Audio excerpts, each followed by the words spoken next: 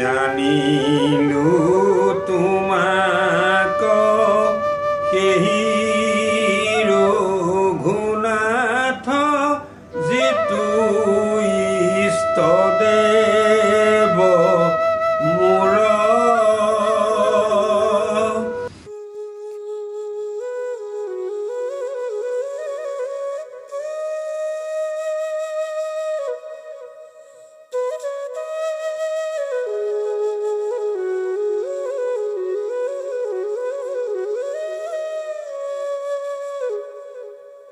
প্ৰণাম। জি কে প্ৰেক্ষাপটৰ সমূহ দৰ্শকক স্বাগতম জনাই আজি আমি আমাৰ অনুষ্ঠানলৈ আগবাঢ়িছোঁ।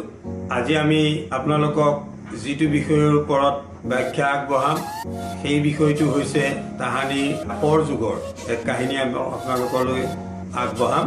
আপোনালোকে এই পদ ফাঁকি শুনিলেই বুজি পাব যে কিহৰ ওপৰত আজি আমি ব্যাখ্যা আগবঢ়াবলৈ গৈ আছোঁ। শুনিয়া হাঁহি চাহিছ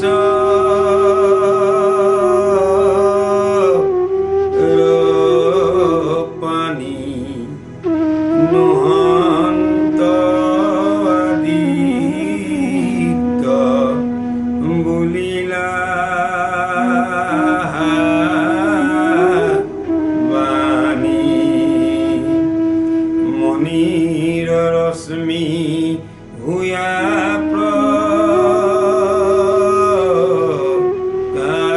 প্ৰকাশিত গৃহ লাগি আশেষ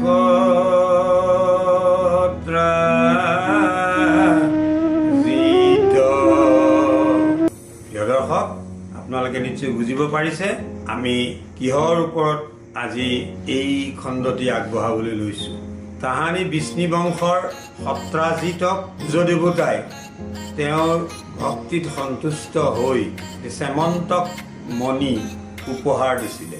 এই চেমন্তক মণি ইমানেই উজ্জ্বল যে এতিয়া দ্বাৰকাৰ লোকসকলৰ ভ্ৰম হৈ গৈছিল, সূৰ্য নামি অহা বুলি ভাবিছিল। সেইকাৰণে মানুহৰ এই ভুল ভাঙিবলৈ ভগৱান শ্ৰীকৃষ্ণই এনেধৰণেৰে কৈছিল যে এইটো সূৰ্য নামি অহা নাই, এইটো হৈছে চেমন্তক মণিৰ ৰশ্মি, যিটো মণি সত্ৰাজিতে ঘৰলৈ লৈ আহিছে। এই মণিৰ কিছুমান মাহাত্য আছে, যেনে এই মণিয়ে নিতৌ 8 ভাৰকৈ বৰ্ণ অৰ্থাৎ সোণ দিছিলে। আৰু যি ঠাইত এই মণি থাকে তাত কোনো মাৰি মৰক বেমাৰ আজাৰ দুৰ্ভিক্ষ হ'ব নোৱাৰে বা সৰ্প আদিৰ ভয় নাথাকে আৰু কোনো উপসৰ্গই ইয়াৰ ওচৰ চাপিব নোৱাৰে। এই মণি সত্ৰাজিতে আনি গৃহত নানান ধৰণে পূজা অৰ্চনা মাংগলিক বাদ্য বজাই ইয়াক বিপ্ৰৰ হাতত অৰ্পণ কৰি ৰাখিছিলে। এদিন ভগৱান কৃষ্ণই সত্ৰাজিতক এই মণি বিচাৰিছিল, কিন্তু সত্ৰাজিতে গৰ্ব কৰি কৃষ্ণক এই মণিটো নিদিছিল। আন এদিন সত্ৰাজিতৰ ভাতৃ প্ৰসেনজিতে কণ্ঠত এই মণি পিন্ধি তেওঁ ঘোঁৰাত উঠি বনলৈ গৈছিল। তেওঁ বিজু বনত গৈ মৃগ মাৰি ফুৰিছিলে আৰু প্ৰসেনজিতক এই মণি পিন্ধি বিজু বনত মৃগ মাৰি ফুৰোঁতে সিংহই দেখা পালে আৰু সিংহই ঘোঁৰাৰে সৈতে প্ৰসেনজিতক বধ কৰি ডিঙিৰ পৰা মণিভাগ লৈ সিংহ পৰ্বতৰ টিঙত উঠিলগৈ। সিংহই মণিটো লৈ পৰ্বতৰ টিঙত উঠাই জাম্বৱন্তই দেখা পালে আৰু দেখা পাই জাম্বৱন্তই সিংহক বধ কৰি মণি লৈ গৈ গাঁতত সোমালগৈ আৰু সেই গৰ্তত তেওঁ শিশুক এই মণিটো উমলিবলৈ খেলিবলৈ দিছিলে আৰু সেই গৰ্তত ধায়ে মণি লৈ শিশুক উমলাই আছিলে। ইফালে তেওঁ ভাতৃক ঘোঁৰাৰে সৈতে মৰি থকা অৱস্থাত দেখা পাই সত্ৰাজিতে ক'লে যে এয়া কৃষ্ণৰে কাম হ'ব, কাৰণ কৃষ্ণই এদিন এই মণি বিচাৰিছিল আৰু তেওঁক মণি নিদিয়াৰ বাবে তেওঁ এনেকৈ তেওঁ ভাতৃক বধ কৰি মণি লৈ গৈছে। এই কথাত কৃষ্ণই বৰ লাজ পালে আৰু তেওঁ প্ৰকৃত সত্য জানিবলৈ তেওঁ ওলাই গ'ল। তেওঁ গৈ গৈ শেষত সেই গৰ্তৰ সন্মুখ পালেগৈ। খোজৰ চিন চাই চাই তেওঁ এই গৰ্তৰ সন্মুখত গৈ গম পালে যে মণি এই গৰ্তৰ ভিতৰলৈকে নিছে। তেতিয়া কৃষ্ণ সেই গৰ্তৰ ভিতৰলৈ গুচি গ'ল। গৰ্তৰ ভিতৰলৈ গৈ দেখে যে হায়ে এই শিশুক এই মণিটো দি খেলাই আছিল। কৃষ্ণই সেই মণিটো ল'বলৈ ধৰোঁতে হায়ে চিঞৰ বাখৰ কৰি জাম্বৱন্তক মাৰিলে, কুঠাৰ মনুষ্য গোটে মণিনে হৰি আবেৰি খৰাজ লাগো লোৱা জান্ত কৰি। জাম্বৱন্ত সি দেখে যে এজন মানৱ তেওঁ মণিটো ল'বলৈ বিচাৰিছে। তেতিয়া জাম্বৱন্তই ক'লে যে তেওঁ যুদ্ধত পৰাস্ত কৰিলেহে মণি নিব পাৰিব। কৃষ্ণইও জাম্বৱন্তৰ চৰ্ত মানি ল'লে আৰু জাম্বৱন্তৰ লগত যুদ্ধত লিপ্ত হ'ল।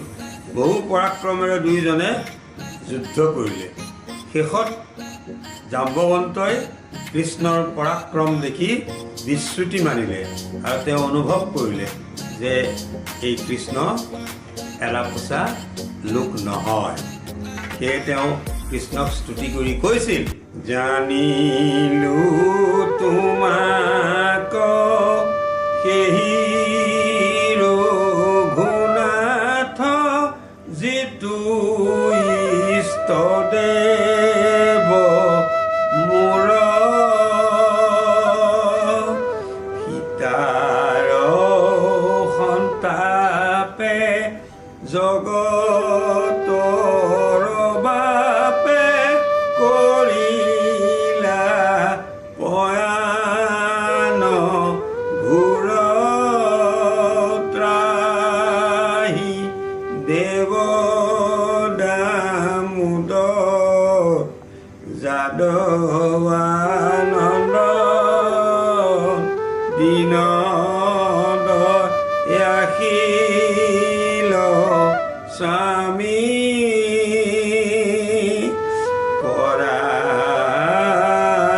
কৰালিস্তাৰ তোমাৰ চৰণে শৰণ পখিলো আমি ত্ৰাহি দেৱ দামোদৰ যাদৱানন্দ দীন দয়াশীল স্বামী। জাম্বৱন্তই গম পালে যে ত্ৰেতা যুগত তেওঁৰ প্ৰভু ৰামচন্দ্ৰই বৰ্তমান এই কৃষ্ণ অৱতাৰ লৈ জন্ম লৈছে আৰু সেইজনেই তেওঁ। সেয়ে তেওঁক সেৱা জনাই স্তুতি কৰি মণি তেওঁৰ হাতত গতাই দিয়াৰ লগতে তেওঁৰ কন্যা জাম্বৱন্তীকো ভগৱান কৃষ্ণলৈ বিবাহ দিয়ে। ভগৱান কৃষ্ণই জাম্বৱন্তীৰ সৈতে মণি লৈ আহি যেতিয়া দ্বাৰকাত উপস্থিত হ'ল আৰু সমস্ত ঘটনা যেতিয়া বিৱৰি ক'লে, তেতিয়া দ্বাৰকাবাসী সত্ৰাজিতৰ ওপৰত তীব্ৰ ক্ষোভিত হ'ল আৰু তেওঁ কৃষ্ণক তেনেকৈ মিছা অপবাদ দিয়াৰ বাবে সত্ৰাজিতক ক্ষমা খুজিবলৈ কয়। আৰু সত্ৰাজিতেও নিজৰ ভুল বুজিব পাৰি ভগৱান শ্ৰীকৃষ্ণৰ ওচৰত ক্ষমা ভিক্ষা মাগিলে আৰু তেওঁৰ কন্যা সত্যভামাক ভগৱান শ্ৰীকৃষ্ণলৈ বিবাহ দিলে আৰু মণিও শ্ৰীকৃষ্ণৰ হাতত তেওঁ অৰ্পণ কৰিলে। কিন্তু ভগৱান শ্ৰীকৃষ্ণই সত্যভামাক বিয়া কৰাইছিল, কিন্তু মণি তেওঁ গ্ৰহণ কৰা নাছিল। প্ৰিয় দৰ্শক, আজি আপোনালোকে এই শ্যামন্তক মণিৰ বিষয়ে জানিব পাৰিলে। এই শ্যামন্তক মণিটো লৈ সত্ৰাজিতৰ যিটো গৰ্ব আহিল, তেওঁ কিছু চিনি নোপোৱা হ'ল। তেওঁ ভগৱান শ্ৰীকৃষ্ণই মণিটো বিচাৰোঁতে তেওঁ চাবলৈ নিদিলে গৰ্ব কৰি, আৰু ফলত তেওঁৰ ভাতৃ যেতিয়া মণি লৈ বনলৈ গৈছিল, ভাতৃক হত্যা কৰি জাম্বৱন্তৰ মণিৰ গাঁতত সোমাইছিল আৰু ভগৱান শ্ৰীকৃষ্ণই সেই মণি উদ্ধাৰ কৰি আনি সত্ৰাজিতক দিছিল আৰু তেতিয়া তেওঁ লজ্জিত হৈছিল। গতিকে এই এনেদৰে আজি আমাৰ সমাজতো কিছু লোক আছে, নোহোৱা নহয়।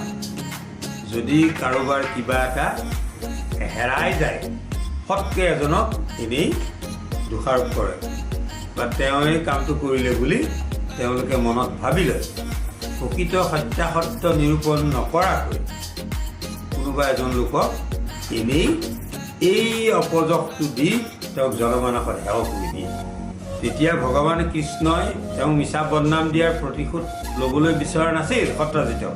তেওঁ এইটো ভাৱ লৈছিল যে মই প্ৰমাণ কৰি দেখুৱাই দিম মই যে নিৰ্দোষী। কিন্তু আজি তেনে মন মগজুৰ মানুহৰ সংখ্যা খুবেই কম।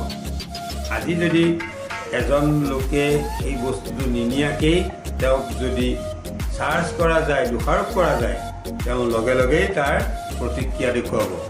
হয়তো তেওঁৰ লগত কাজিয়া কৰিব, তেওঁক অপদস্থ কৰিব। তেওঁ এইটো নিয়া নাই ভগৱান কৃষ্ণৰ নিচিনাকৈ প্ৰমাণ দিবলৈ তেওঁৰ অপেক্ষা নকৰে। সেইটো কাৰণেই আজি আমাৰ সমাজত নানান ধৰণৰ ঘটনা, হিংসা, কাজিয়া, যুদ্ধ বিগ্ৰহ ইত্যাদি হৈ আছে। তাৰোপৰি জাম্বৱন্তই কৃষ্ণক এজন সাধাৰণ মানুহ বুলি ভাবি তেওঁ কৈছিল যে তেওঁৰ লগত যুদ্ধ কৰি জিকিলেহে নিব। এতিয়া জাম্বৱন্তই নিজকে বৰ মহাপৰাক্ৰমী বুলি ভাবি আছিল। কিন্তু যেতিয়া কৃষ্ণৰ লগত যুদ্ধ কৰি তেওঁ বুজিব পাৰিলে যে এওঁতো এলা পেচা ব্যক্তি নহয়, কাৰণ তেওঁৰ লগত তেওঁ যুঁজি ভাগৰি পৰিছে, তেতিয়া তেওঁ অনুমান কৰিলে যে তেওঁৱেই ভগৱান। আৰু ত্ৰেতা যুগত প্ৰভু শ্ৰীৰাম আছিলে, সেইটো তেওঁ বুজিব পাৰিলে। আৰু বুজি তেওঁ তৎক্ষণাত তেওঁ ভুল শুধৰাই ভগৱান শ্ৰীকৃষ্ণৰ ওচৰত তেওঁ ক্ষমা প্ৰাৰ্থনা মাৰিলে। এতিয়া আজিও এনে কিছু লোক আমাৰ সমাজত নোহোৱা নহয়, যে নিজকেই প্ৰভাৱশালী বা নিজকেই আটাইতকৈ শক্তিশালী বুলি ভাবে আৰু কোনেও তেওঁৰ সমান কোনো কাৰ্য কৰিব পাৰে বুলি তেওঁ নাভাবে। আৰু কোনোবা এজন যদি ওলায় তেওঁ কেতিয়াও তেওঁ সমপৰ্যায়ৰ বুলি আসনখন দিবলৈ স্বীকাৰ নকৰে। ফলত এই সমাজত বেমেজালিৰ সৃষ্টি হয়। কাৰণ যিজনক নিদিয়ে তেওঁৰ পাৱাৰ খটুৱাবলৈ চাব, ফলত এটা অশান্তিকৰ পৰিৱেশ সৃষ্টি হয়। কিন্তু তাহানিৰ দিনত সেইটো নাছিলে। তেতিয়া তেওঁ বুজি পালে যে এওঁ সঁচাকেই মহান ব্যক্তি, তেতিয়া তেওঁ স্বীকৃতি দিয়ে। জাম্বৱন্তই তেওঁৰ চৰণত সেৱা জনালে। কিন্তু আজিৰ সমাজত যে জনা এজনে মই যদি জানিলোঁ যে হয় এওঁ মোতকৈ অলপ বেছি জানে, এওঁ অলপ জ্ঞান বুদ্ধি আছে, যদিও মই ঐশ্বৰ্য বিভূতিশালী, কিন্তু জ্ঞানৰ ক্ষেত্ৰত এওঁ মোতকৈ উচ্চ। কিন্তু সেইটো জানিলেও তেওঁৰ ওচৰত সৰু হ'বলৈ নিবিচাৰে আৰু তেওঁৰ ওচৰত তেওঁ উন্নতি স্বীকাৰ নকৰে। ফলত আজি আমাৰ সমাজখন সুস্থ সমাজ হিচাপে চলাই নিয়াত প্ৰতিবন্ধকতাৰ সৃষ্টি হয়।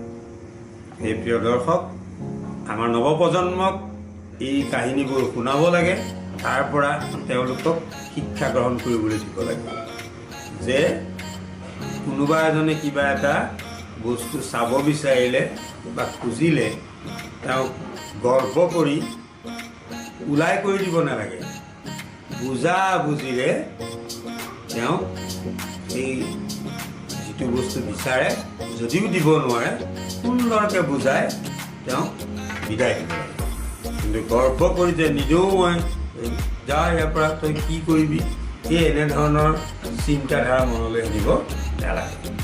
বিশেষকৈ আমাৰ নৱপ্ৰজন্মক আমি সদায় এনেবোৰ কাহিনীৰ জ্ঞান দিব লাগে। তেতিয়া অদূৰ ভৱিষ্যতে আমাৰ সমাজখন এখন সুস্থ সমাজ হিচাপে গঢ়ি উঠিব আৰু সমাজত ধৰ্মীয় ভাৱধাৰা বৰ্তি থাকিব। আৰু ধৰ্মীয় ধাৰাটো বৰ্তি থাকিলেহে মানুহে অসৎ কৰ্ম কৰিবলৈ অলপ চিন্তা কৰিব। আৰু যদি মানুহে অনুভৱ কৰে যে পৃথিৱীত কোনো ধৰ্ম নাই, তেতিয়াহ'লে অৰাজক হ'ব, কোনেও কাৰোলৈকো দৰ নকৰিব। এতিয়া হয়তো কোনোবাই কিবা এটা কৰিবলৈ, অন্যায় এটা কৰিবলৈ চাই যদিও আকৌ অকণমান চিন্তা কৰি দুখোজ পিছলৈ আহে। কিন্তু যিসকলে নাস্তিক আছে তেওঁলোকে এই ধৰণৰ পাপ কৰিবলৈ, অন্যায় কৰিবলৈ কেতিয়াও কুণ্ঠাবোধ নকৰে। আপোনালোকে এইকেইদিন বাতৰি কাকত আৰু আমাৰ টিভিত নিউজ শুনিয়েই আছে, সৰুৰে পৰা তুলি তালি ডাঙৰ দীঘল কৰা এই বেলতলাৰ এজনে তেওঁ অধিক সম্পত্তিৰ লোভত যিকেইজনে তুলি তালি ডাঙৰ দীঘল কৰিলে তেওঁলোককে হত্যা কৰিলে। তেওঁ ভৰসাতে তেওঁলোকৰ কন্যাই থৈ যোৱা পিতৃ মাতৃক তেওঁ হত্যা কৰিলে। সম্পত্তিৰ লোভত কাৰণ তেওঁ এই ধৰ্ম কৰ্মৰ প্ৰতি তেওঁৰ মনত অকণো চিন্তা চৰ্চা নাছিলেই। তেওঁ মনলৈ সেই ভাৱধাৰা অহাই নাছিল যে এইটো কাম কৰিলে মহাপাপ হ'ব আৰু এই মহাপাপৰ দণ্ড মই ভোগ কৰিবই লাগিব। ফলত আজি কি হ'ল, সি যিটো সম্পত্তি লোভ কৰিছে, সম্পত্তিটো দূৰৰ কথা, পাই থকাখিনিও হেৰাল আৰু নিজেও জেলত থাকিব লগা হ'ল।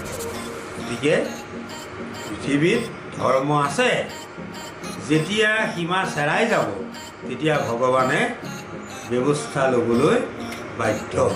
সেইকাৰণে আমি সকলোৱে এই অন্যায়েৰে কিবা হস্তগত কৰিবলৈ চিন্তা কৰাটো মহাপাপ, আৰু এনে পাপ কৰ্ম কেতিয়াও ভগৱানে কৰিবলৈ অনুমতি নিদিয়ে আৰু তেনে লোকক তেওঁ দণ্ড দিবই, দুদিন দেৰিকৈ হ'লেও দণ্ড দিব। সেইকাৰণে আমি আমাৰ নৱপ্ৰজন্মক এইবোৰ কাহিনী শুনাব লাগে, আখ্যানবোৰ তেওঁলোকক বুজাব লাগে যে অন্যায় অধৰ্মৰ দ্বাৰা কোনো কাম কৰিব নালাগে আৰু পাপ কৰ্মত লিপ্ত হ'ব নালাগে, আৰু যিবোৰ কাম কৰিলে মানুহৰ বিপদ আহে তেনে কামৰ পৰা সদায় দূৰত থাকিব লাগে। আৰু কোনোবাই যদি এই নৱপ্ৰজন্মৰ কাৰোবাৰ ওপৰত বিশ্বাস ৰাখে, সেই বিশ্বাসটো সদায় অটুট ৰাখিবলৈ চেষ্টা কৰিব লাগে। গতিকে আৰু কোনোবাই যদি দোষাৰোপ কৰে, তুমি যদি নিৰ্দোষী হোৱা, তোমাৰ সেই নিৰ্দোষিতাটো প্ৰমাণ কৰি তোমাৰ সমাজত নিজৰ প্ৰতিষ্ঠা ঘূৰাই আনিবলৈ চেষ্টা কৰিব লাগে। আৰু তাকে নকৰি হাই কাজিয়া এইবোৰ কৰা উচিত নহয়। স্বয়ং ভগৱান কৃষ্ণকেই অপযশ দিছিল মণি চুৰ কৰা বুলি, কিন্তু তেওঁ সেইকাৰণে সত্ৰাজিতক সামান্য টু শব্দও কোৱা নাছিল। তেওঁ কৈছিল যে মই মোৰ যিটো অপযশ দিলে, এই অপযশ মই যে সেই কাৰ্যত জড়িত নহয় সেইটো প্ৰমাণ কৰি দেখুৱাম, আৰু তাৰপিছত সকলোৱে তেতিয়া মোৰ নিৰ্দোষিতাটো বুজি পাব। কিন্তু আমাৰ আজিৰ যুগত আমি কিছুমান মানুহক দেখোঁ, তেনেকৈ যদি কোনোবাই কৈ দিলে লগে লগে এখন যুদ্ধ হৈ যাব। এই কাৰণেই আজি সমাজ ব্যৱস্থাটো এটা অৰাজক সমাজ ব্যৱস্থা হৈছে। আমি আশা ৰাখিছোঁ, আমি জিকে প্ৰেক্ষাপটৰ তৰফৰ পৰা অনুৰোধ জনাইছোঁ যে সকলোৱে এই কাহিনীবোৰ ভালকৈ পঢ়ক, চাওক আৰু উপলব্ধি কৰক, আৰু নৱপ্ৰজন্মক এই বিষয়ে জ্ঞান দিয়ক। তেতিয়াহ'লে দেখিব আমাৰ অদূৰ ভৱিষ্যতৰ যিখন সমাজ হ'ব, সুস্থ সমাজ হ'ব, য'ত হিংসা অসূয়া আদি নাথাকিব। প্ৰিয় দৰ্শক, আমাৰ সময় হৈ আহিল, আমি আপোনালোকৰ পৰা বিদায় ল'ব লাগিব। বিদায় লোৱাৰ আগতে আপোনালোকক আমাৰ এই কাহিনী যদি ভাল পাইছে, লাইক কমেণ্ট শ্বেয়াৰ কৰিবলৈ অনুৰোধ জনালোঁ। আৰু যিসকলে নতুনকৈ চাব তেওঁলোকে যেন ছাবস্ক্ৰাইব কৰিবলৈ নাপাহৰে। তৎপুনৰ শ্ৰদ্ধাৰে আজিলৈ আহোঁ, প্ৰণাম।